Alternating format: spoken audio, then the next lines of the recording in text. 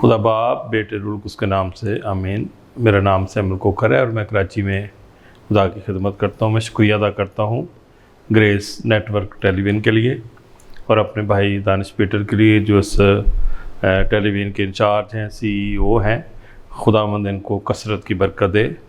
आज बाइबल मुक़द्दस में से जो बातें हम सीखना चाहते हैं उनमें एक बड़ी ख़ास बात हमारे वास्ते दर्ज है जिसको सुनने से हमारी ज़िंदगी में खुदा की बरकत आती है। और इंसान की ज़िंदगी में जो मसाइल आते हैं, परेशानी आती हैं, उनका हल तलाश करने के लिए इंसान मारा मारा फिरता है, कोशिश करता है कि किसी तरीके से मेरे मसाइल हल हो जाएं, मेरी परेशानियां हल हो जाएं, और उनके लिए फिर इंसान सोचता है। लेकिन आज बाइबल मुक़द्दस का जो हिस्सा आपके सामने पढ़ा जाएगा, इसमें से आप एक नई बरकत का नज़ारा कर सकते हैं। एक और बात मैं अक्सर कहता हूँ कि खुदा का कलाम कभी पुराना नहीं होता। खुदा के कलाम में ये कुदरत पाई जाती है कि ये हर रोज़ ताज़ा है, हर सुबह ताज़ा है, हर शाम ताज़ा है।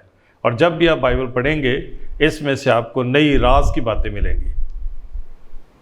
लेकिन एक और चीज़ बाइबल में मिसाल की किताब में आई है कि जो कोई कलाम पर तवज्जो करता है भलाई देखेगा। अगर आप कलाम को ध्यान से सुनेंगे फिर आप देखेंगे कि आपकी ज़िंदगी में भलाई, अच्छाई आना शुरू हो जाएगी। तो मैं बाइबल मुक़द्दस में से आज जो हवाला पढ़ना चाहता हूँ, 2 हवाले इकट्ठे पढ़ेंगे। एक तो ज़बूर नंबर 16 उसकी आयत नंबर 11 पढ़ी जाएगी। 16 नंबर ज़बूर की आयत नंबर 11। अगर आपके पास बाइबल है, खुदा का कलाम, तो आप अपने हाथों में थामिए। और ज़बूर नंबर 16 की आयत नंबर 11 में ये दर्ज है, तू मुझे ज़िंदगी की राह दिखाएगा, तेरे हुजूर में कामिल शादमानी है और तेरे दाहिने हाथ में दायमी खुशी। और इसी तरह से दूसरा हवाला जो है ये मिसाल की किताब के बाब नंबर 3 की आयत नंबर 16 में दर्ज है।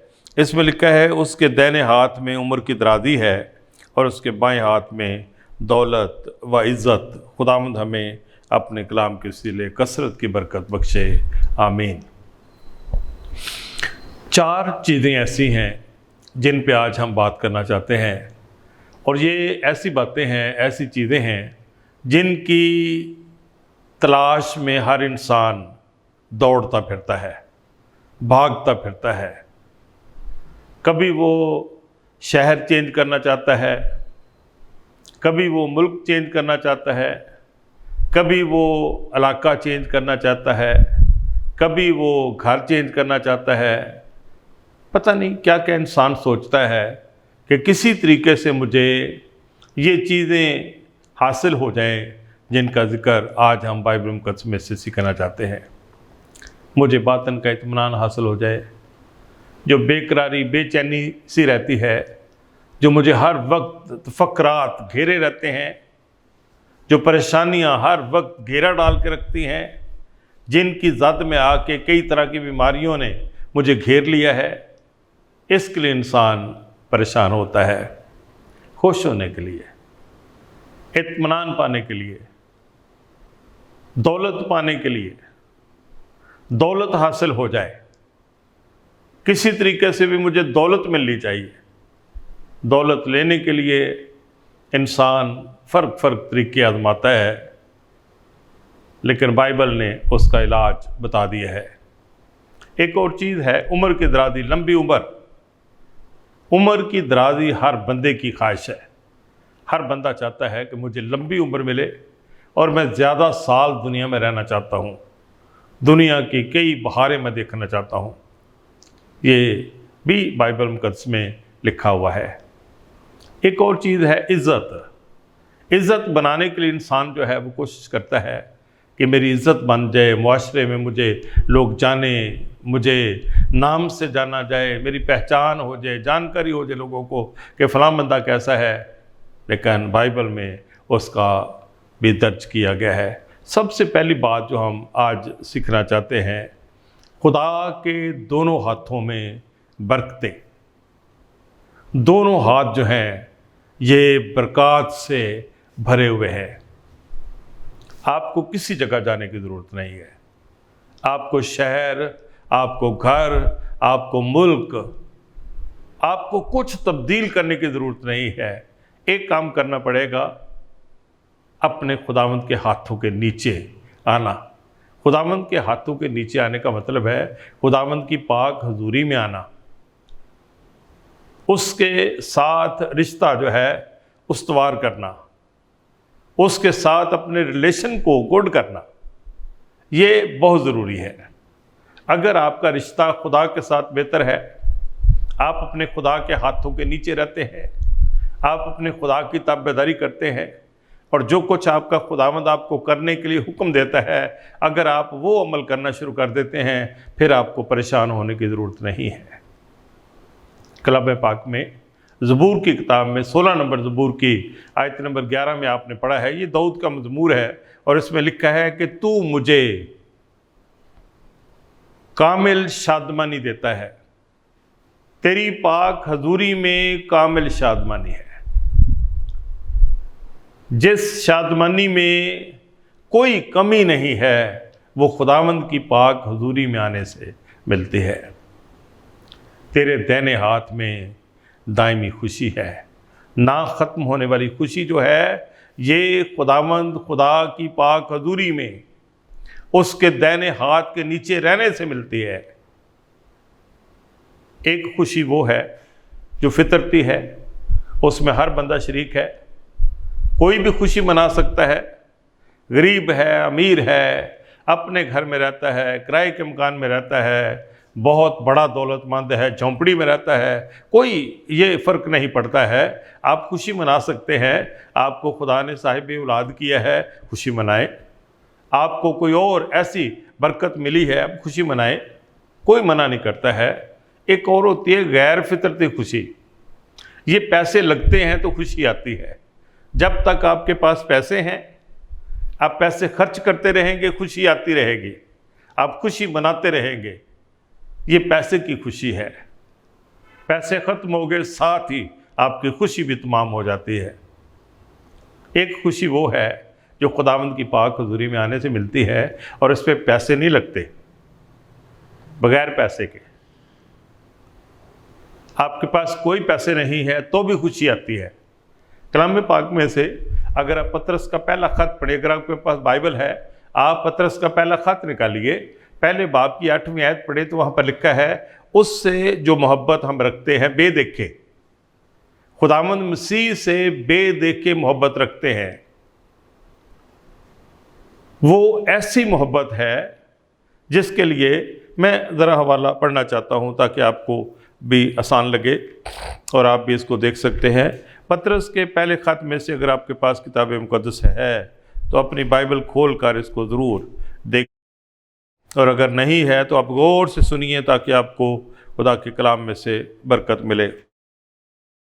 लिखा है, पतरस का पहला ख़त पहले बाब की 8वीं आयत में लिखा है, उससे तुम बेदेखे मोहब्बत रखते हो और अगरचे इस वक्त उसको नहीं देखते तो भी उस पर ईमान लाकर ऐसी खुशी मनाते हो जो बयान से बाहर और जलाल से भरी है। उससे बेदेखे मोहब्बत रखते हो, मसीह से। आप उसको देखते नहीं हैं, बेदेखे मोहब्बत रखते हो, उस पर ईमान ला के। आप यीशु पर ईमान ले आए हैं, आपने अपने दिल का दरवाज़ा मसीह के लिए खोल दिया है। आपकी ज़िंदगी में मसीह खुदावंद बतौर बादशाह राज करना शुरू कर दिया है उसने। आपके अंदर ऐसी खुशी आ जाएगी और ये मसीह की बदौलत है, उसकी पाक हजूरी की बदौलत है। और फिर बाइबल में लिखा है ये बयान से बाहर है। इस खुशी का बयान भी नहीं होता। कलाम पाक में एक बयान आता है, अगर आप अमाल की किताब के बाब नंबर 16 में पढ़े तो वहाँ पर लिखा है कि पलूस और सैलास खिदमत करने की घर से फिलिप्पी शहर में गए।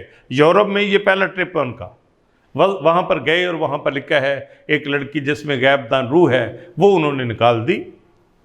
मालिकों ने पकड़ कर उनको हवालात में कर दिया, बैंत लगाए, कपड़े पाड़े, कैद खाने में रख दिया और आधी रात को वो गीत गा रहे थे।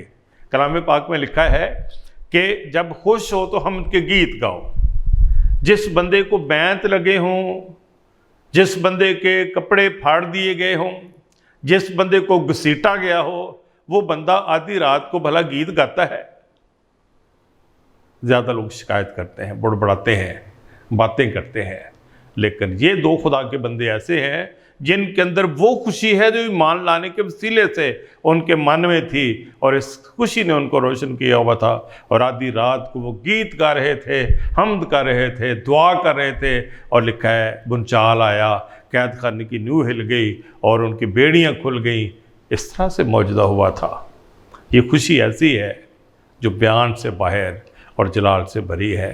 फिर कलाम पाक में अमाल की किताब के 3 बाब में एक और बयान आता है कि रसूलों की दुआ से एक बंदा ठीक हो गया जो जन्म का लंगड़ा था, हैकल के दरवाजे के पास बैठा भीख मांगता था।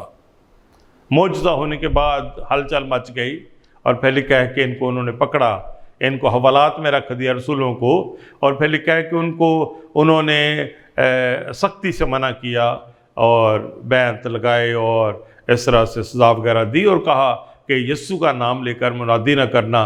तो लिखा है कि वो मार खाकर खुश होकर बाहर निकले कि हम उस नाम की खातर बेइज्जत होने के लायक तो ठहरे। यानी जिस बंदे को हवालात में रखा गया हो, जिसको बैंत मारे गए हों, और काम सिर्फ इतना है कि मसीह का नाम लेना छोड़ दो, मसीह का नाम लेकर मुनादी करना बंद कर दो, वो खुशी से मार खा के बाहर निकले कि हम यीशु नाम की खातर बेइज्जत होने के लायक तो ठहरे।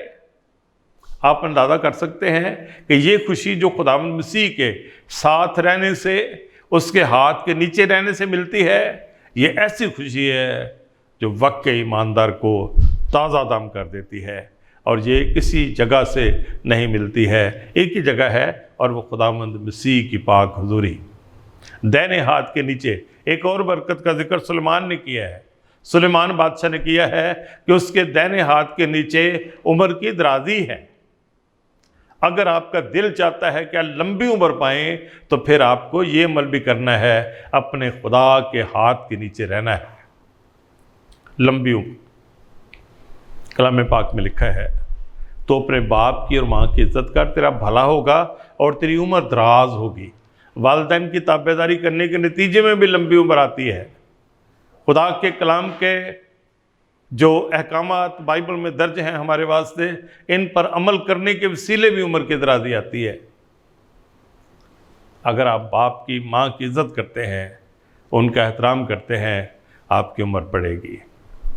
अगर आप उसके हाथ के नीचे रहते हैं, उसकी ताबेदारी में रहते हैं, आपकी उम्र लंबी हो जाएगी और आप अपनी पूरी उम्र इस ज़मीन पर गुजारेंगे और इसमें इत्मीनान होगा। और ये खुदा की पाक हुजूरी में आने के वसीले से इंसान को मिलता है। दाहिने हाथ की बरकतें 2 हैं। एक का जिक्र किया गया है, कलाम पाक में लिखा है, उसके बाएं हाथ के नीचे दौलत है और इज़्ज़त। दौलत और इज़्ज़त जो है, ये बाएं हाथ के नीचे, उल्टे हाथ के नीचे दौलत और इज़्ज़त। दौलत जो है, ये भी इंसान की ज़रूरत है। हर इंसान को दौलत चाहिए। कोई काम भी आपने करना है, दौलत के बगैर नहीं हो सकता है। और कलाम पाक में लिखा है यीशु के बारे में कि अगरचे वो दौलतमंद था तो भी तुम्हारी खातिर गरीब बना, ताकि तुम उसकी गरीबी के बायस दौलतमंद हो जाओ। वो इसलिए आया था ताकि आपको दौलतमंद करे, और वो दौलतमंद कर देता है। कलाम पाक में लिखा है, रसूल कहते हैं कि अगरचे हमारे पास इतना ज़्यादा नहीं है, कंगालों की मानद हैं, तो भी बहुतों को, बतेरों को दौलतमंद कर देते हैं। मसीह के लोगों के पास, उसके हाथ के नीचे रहने वालों के पास दौलत जो है, अगर थोड़ी भी है तो उसमें बरकत आ जाती है, और ये बरकत खुदा की तरफ से है। अगर आप बाइबल देख रहे हैं तो 37 नंबर ज़बूर की आयत नंबर 16 में ज़रा देख लें। वहाँ पर लिखे कि सादक का थोड़ा सा माल शरीरों की बहुत बड़ी दौलत से बेहतर है। ईमानदार शख्स जो खुदा के हाथ के नीचे रहता है, जो उसकी ताबेदारी करता है, अगर दौलत थोड़ी है, उसमें खुदा की बरकत है, वो बहुत हो जाएगी। आपके रिज़्क में, आपकी रोटी में खुदा बरकत देता है। कलाम पाक में एक और बयान आया है। अगर हमें मिसाल की किताब का 22वां बाब पढ़े, आयत नंबर 3, तो वहाँ पर लिखे कि दौलत, इज़्ज़त व हयात खुदावंद के खौफ और फरोतनी का अजर है। दौलत, इज्जत और लंबी उम्र खुदा के साथ फरोतनी का नतीजा है। अगर ईमानदार फरोतनी के साथ, ताबेदारी के साथ, वफादारी के साथ अपने खुदा की हुजूरी में रहे, उसके हाथों के नीचे रहकर उसकी ताबेदारी करे, खुदा उसको ये अजर में बरकतें दे देता है। ये बरकत है। बाइबल मुकद्दस में एक बयान आता है, अगर आप सलातीन की किताब पढ़ेंगे तो वहाँ पर लिखा है कि सुलेमान बादशाह जब अपने बाप दाऊद की जगह पर तख्त पर बैठा तो उसने दुआ की कि खुदावंद मुझे आकिल समझने वाला दिल अता फरमा, ऐसा दिल जो समझने वाला है, आकिल दिल बख्श दे, मैं बुरे और भले में इम्तियाज कर सकूं। खुदा ने उसकी दुआ को सुना और फिर खुदा ने कहा, सुलेमान मैंने तेरी दुआ सुनी है, तूने जो कुछ मांगा है मैं तेरी दुआ से खुश हुआ हूँ। ये तेरे मांगने पे तुझे दिया जाता है। समझ, अक्ल और दनाई जो है ये तेरे मांगने पे दी जाती है, लेकिन दौलत और इज़्ज़त और शोहरत जो है ये तुझे इनाम में दी जाती है। और दौलत इतनी ज़्यादा दौलत खुदा ने उसको दी कि उस वक्त बहुत ज़्यादा अनाज था, बहुत ज़्यादा अंबार थे जवाहरात के, बहुत ज़्यादा माल खुदा ने उसको दिया और बहुत ज़्यादा सरफराज किया। खुदा के साथ वफादारी के नतीजे में दौलत आती है। एक और बयान बाइबल में इमसाल की किताब में आया है। इमसाल की किताब का बाब नंबर 23 जब आप पढ़ेंगे तो वहाँ पर लिखा हुआ है, पहली 2 आयतों के बाद आप पढ़ना शुरू करें, 3री आयत से, तो वहाँ पर लिखे कि मालदार होने के लिए जल्दी ना कर, मालदार होने के लिए परेशान ना हो, अपनी इस दानिशमंदी से बाज आ, क्या तू उस चीज़ पर आंख लगाएगा जो है ही नहीं? क्योंकि दौलत यकीनन उकाब की तरह पैर लगा कर उड़ जाती है। बड़ी बड़ी दौलत लोगों के पास आई लेकिन उड़ गई। दौलत उड़ जाती है, लेकिन जिस दौलत में खुदा की बरकत आए, आप खुदा के साथ फरोतन होते जाएं, आप खुदा के हाथ के नीचे रहे, आप खुदा की ताबेदारी में लगे रहे, आप देखेंगे कि आपकी ज़िंदगी में खुदा की बरकत किस कदर कसरत के साथ, अफराद के साथ आना शुरू हो जाएंगी और आपकी दौलत जो है ये ज़ाया नहीं होगी। अगर आप खुदा के साथ वफादार हैं तो फिर आपके रिज़्क में बरकत रहेगी। लेकिन अगर आपके पास दौलत है, खुदा के साथ वफादारी नहीं है, आप खुदा के हाथ के नीचे नहीं रहते हैं, तो फिर नुकसान होगा। क्योंकि कलाम पाक में लिखा है कि मज़दूर अपनी मजदूरी सुराखदार थैली में जमा करता है, दौलत बहुत कमाता है। और हज्जी की किताब के पहले बाब को जब आप पढ़ेंगे तो वहाँ लिखा है, तुमने बहुत सा बोया थोड़ा काटा, तुम खाते हो पर आसूदा नहीं होते, तुम पीते हो पर तुम्हारी प्यास नहीं बुझती, तुम कपड़े पहनते हो गर्म नहीं होते।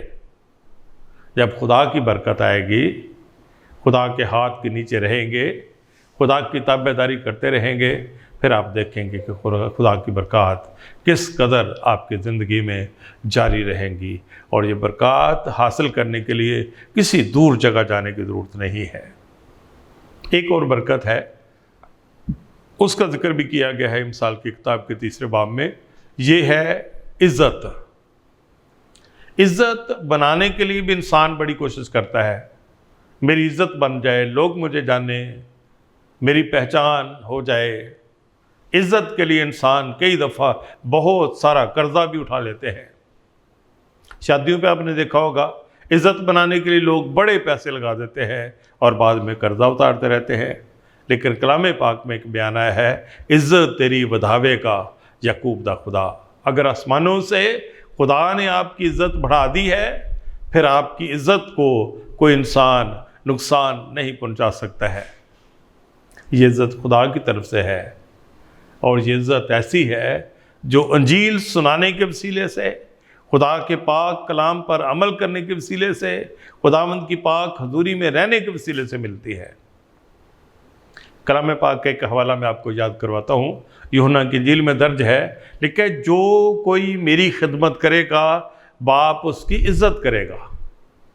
अगर आप मसीह के ताबे हैं, उसके हाथ के नीचे रहते हैं, उसकी बातें जो आप तक रोशनी पहुंची है आप दूसरों तक पहुंचाते हैं, उसके कलाम की बातों को और लोगों तक पहुंचाना आपने शुरू कर दिया है, जिस बात की जानकारी आपको हो गई है आप उसको दूसरों तक ये खबर पहुंचाते हैं, खुशखबरी पहुंचाते हैं, तो बाइबल में लिखा है आसमानी बाप आपकी इज्जत करता है। अगर आसमानी बाप आपकी इज्जत करता है तो फिर दुनिया के सारे इंसान ही आपकी इज्जत करेंगे। इसलिए ये 4 बड़ी बरक़ात लेने के लिए आपको कोई परेशान होने की ज़रूरत नहीं है।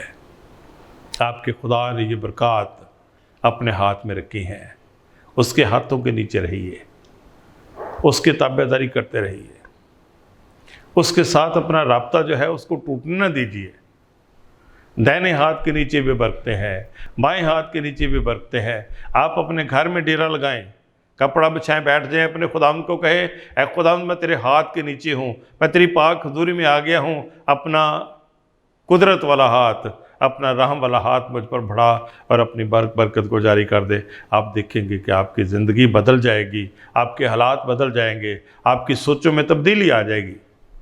कई लोग ऐसे आपने देखे हैं जो कुछ देर मसीह के हाथ में रहते हैं, कुछ देर तो वो अपने खुदा के साथ वफादारी करते हैं, कुछ साल मुसलसल अपने खुदा की पाक हजूरी उसके साथ राब्ते में रहते हैं, उसके हाथ के नीचे रहते हैं, फिर आहिस्ता आहिस्ता उसके हाथ के नीचे से निकल जाते हैं। लेकिन कलाम पाक में एक बयान आया है, अगर आप पतरस का पहला ख़त पढ़ेंगे उसके 5वें बाब की 6 है तो वहाँ लिखा है खुदा के कवी हाथ के नीचे फरोतनी से रहो तो वो तुम्हें वक्त पर सर बुलंद करेगा।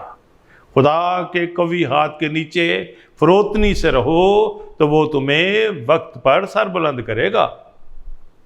आप खुदा के हाथ के नीचे रह रहे हैं, आप उसकी ताबेदारी कर रहे हैं, आप उसके हुक्मों पर अमल कर रहे हैं, फरोतनी के साथ करते रहें, आपकी ज़िंदगी में बरकत आती रहेगी। और वक्त से पहले ये काम नहीं होने वाला।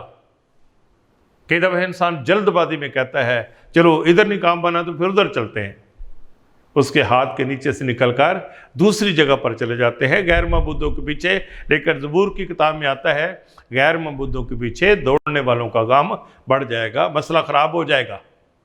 इसलिए बरकत लेने के लिए, दौलत लेने के लिए, इज़्ज़त लेने के लिए, लंबी उम्र पाने के लिए, बातन का इत्मीनान पाने के लिए एक ही जगह है और वो खुदावंद मसीह का हाथ है। आइए हम अपनी आंखें बंद करें, अपने सरों को झुकाएं और अपने खुदावंद के हुजूर में, अगर आप उसके हाथों के नीचे हैं और आपकी तरक्की में उस तरह के जिस तरह की आप चाह रहे हैं तरक्की नहीं आई है, कोई फिक्र की बात नहीं। कलाम पाक में लिखा है उसके हाथ के नीचे रहें, वो तुम्हें वक्त पर सर बुलंद करेगा। वक्त आएगा आप सर बुलंद होंगे, आपको खुदावंद और ज़्यादा सरफराज करेगा। आमीन। अपनी आंखें बंद कीजिए, मैं आपके लिए दुआ करना चाहता हूँ। खुदावंद आसमानी बाप, हम तेरी शुक्रगुज़ारी करते हैं। खुदावंद हम तेरी तारीफ़ करते हैं क्योंकि तू ही कादिर मुतलक अज़ीम खुदावंद है। तेरे बच्चों ने तेरे कलाम को सुन लिया है, जिन लोगों ने अपने होंठ खोल कर अपने दिल का दरवाज़ा तेरे लिए खोल दिया है, कसरत की बरकत इनकी ज़िंदगियों में जारी फरमा। ये तेरे हाथ के नीचे रहें, तेरी ताबेदारी करते रहें, ईमान में पुख्ता रहें और तेरे कलाम की सच्चाइयों पर अमल करते रहें। खुदावंद इनकी दुआ को सुन कबूल फरमा और इनकी ज़िंदगियों में अपनी बरकत को कसरत से जारी कर दे, यस्सु नासरी के नाम से। आमीन, आमीन, आमीन, आमीन।